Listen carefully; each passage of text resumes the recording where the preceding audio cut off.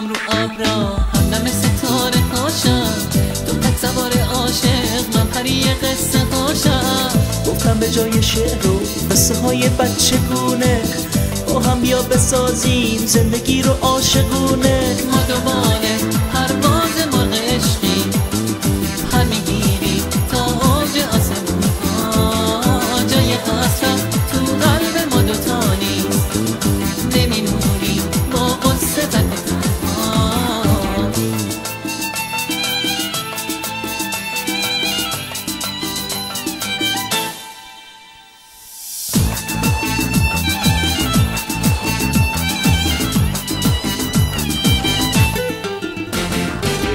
دو کبوتر وقتی که دل به هم میبازن عاشقونه با هم میسازن آشیونه. بیا ما هم مثل کبوترها بسازیم زندگی رو ساده و پاک و بی بهونه.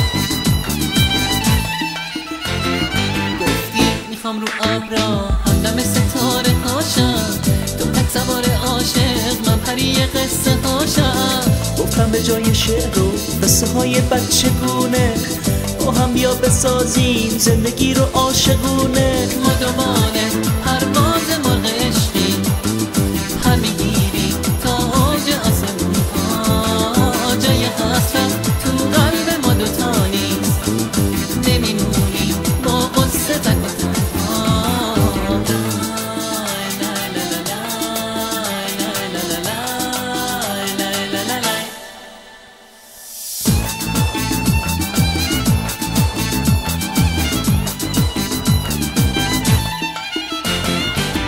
دو کبوتر وقتی که دل به هم میبازن عاشقونه با هم میسازن آشیونه. بیا ما هم مثل کبوترها بسازیم زندگی رو ساده و پاک و بی بهونه.